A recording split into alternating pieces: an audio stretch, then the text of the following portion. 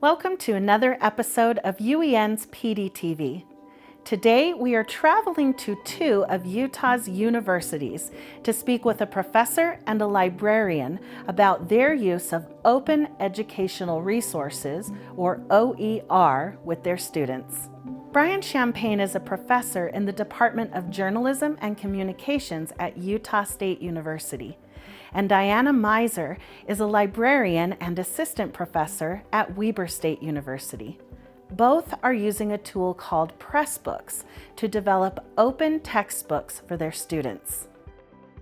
After 22 years of broadcast television, I now teach it at Utah State University. I'm a professional practice professor, so I do it as opposed to research.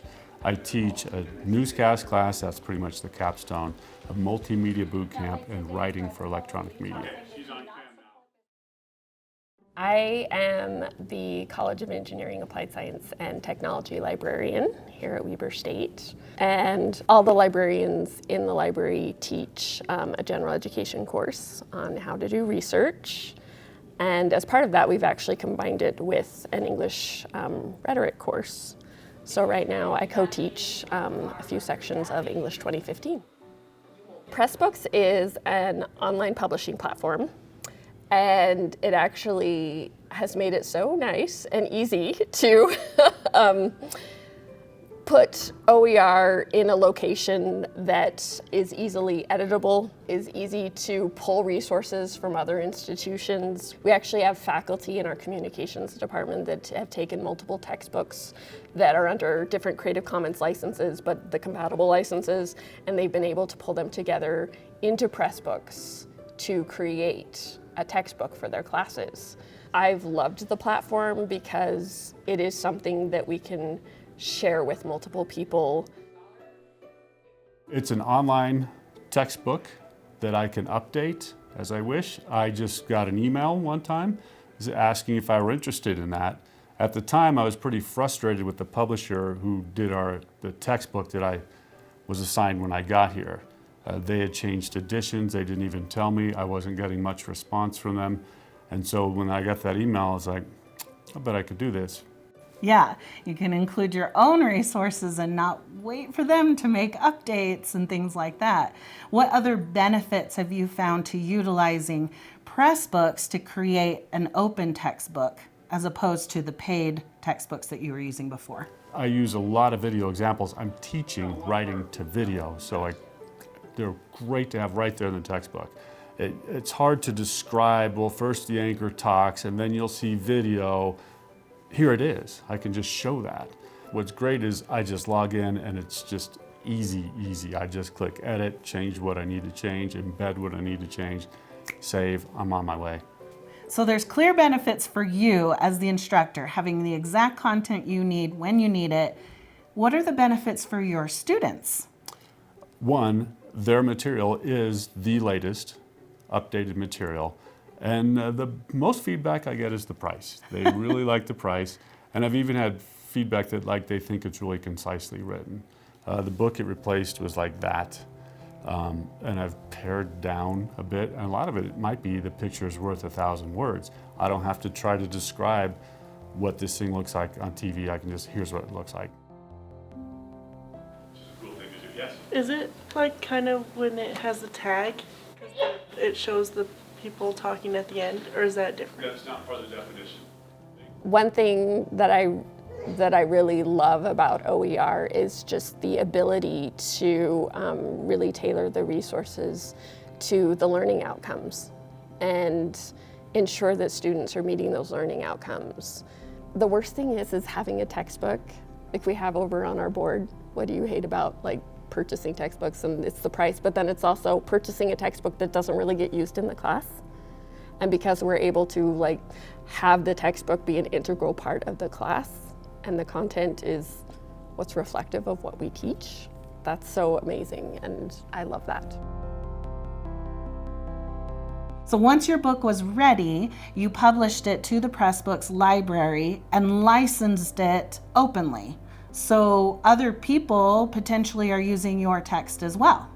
Yeah, It's popular in India, and if they're learning to write from me, great. There are some things that are wrong with TV news. They use false present, they use wallpaper writing and all that stuff. So if we're gonna do it this way, great. I think that's an important part of open educational practice, is that you are willing to share, to receive feedback, to revise based on your use of it and other people's use. So that's a big important part of that, is let's share. Yeah, I was poking around one night and someone did a review of it. It was good, a great critical review, like a nice fair review, but I'm not getting suggestions. And you would think, hey, if you're a news director and you're tired of grads coming in writing goofy, tell me what you want. I'll drop it in there.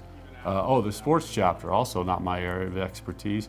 So I just emailed 3 of my favorite sportscasters. I like the way they write, and they make up the large part of that.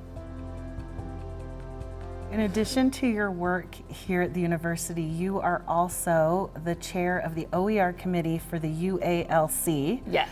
So what is the UALC, and what is that committee all about?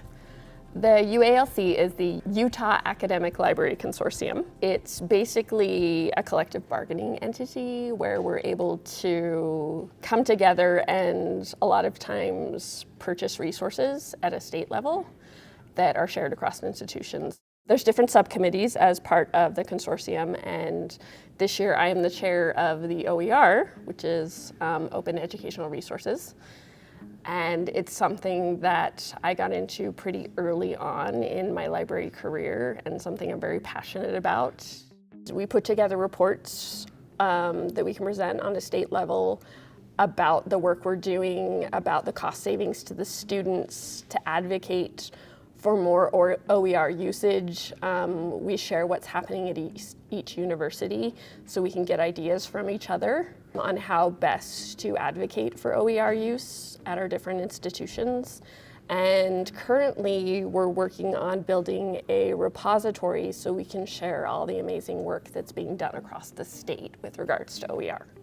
I love that I'm hearing all of these reasons, all of the rationale for using OER and specifically Pressbooks, and what you're saying, that it's a tool that's easy for anybody to use, it's collaborative, it's iterative.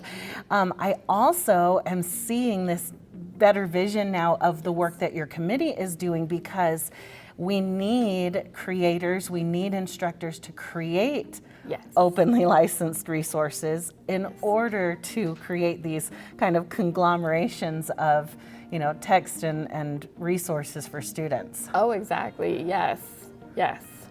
And it's just so nice because it's easy to tailor it to your population.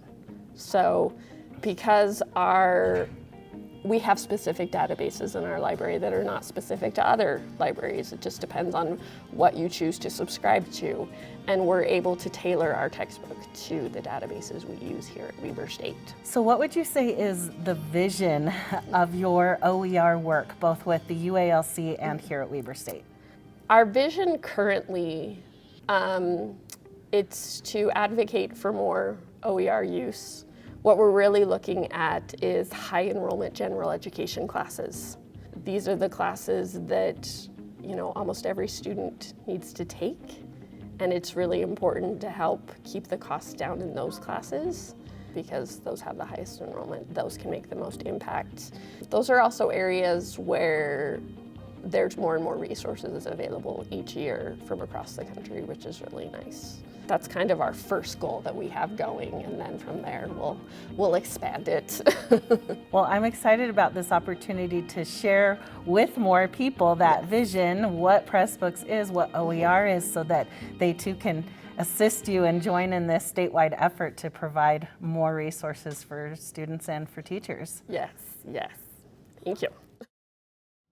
Now that you have learned about Brian's and Diana's work, consider how you can utilize Pressbooks and other OER in your teaching as well. The key is to embrace open educational practice, or OEP. There are a lot of things you can do to increase your OEP, starting with understanding. Gain an understanding of use cases of OER and let OER be a vehicle for continuous instructional improvement. Then find and curate OER for your classroom. You can explore the Pressbooks library to find openly licensed ebooks from others, and you can explore the eMedia library for a variety of open educational resources. Next, start to build your own OER. Learn to use content creation tools like Pressbooks and eMedia's Open Author tool. Many of Utah's higher ed campuses have their own instances of Pressbooks already, but if not, have your university librarian reach out to UEN to utilize the state instance of Pressbooks. Another part of OEP is to contribute to the evaluation and alignment of new and existing OER. In Pressbooks and eMedia, align your resources and those from others with learning standards, and use quality criteria rubrics to evaluate and give feedback on resources. Another vital part of OEP is to understand open licensing. Visit Creative Commons to learn all about the variety of open licenses available to you. Then learn how to select the licenses that are best for the OER you create and how to respect the licenses that others have selected. Of course, another big part of OEP is sharing and collaboration. Once you have created resources, share them with others. You can share them to the Pressbooks library and to the State Commons, which in Utah is eMedia. Both Pressbooks and Open Author have collaboration tools that allow you to invite your colleagues to edit and revise and refine the resources with you. And finally, be an advocate for OER-based approaches. Utilize social media, blogs, articles, and videos to target specific audiences. Consider presenting at conferences or sharing at workshops and webinars about OER. And celebrate the OER creators on your campus. For even more ideas, resources, tools, and strategies to help you implement OEP in your teaching, be sure to visit uen.org/PDTV and access the teacher toolkit that accompanies this episode. Thanks for watching UEN's PDTV. For more professional development resources from UEN and to schedule a training, visit uen.org/development. We'll see you next time.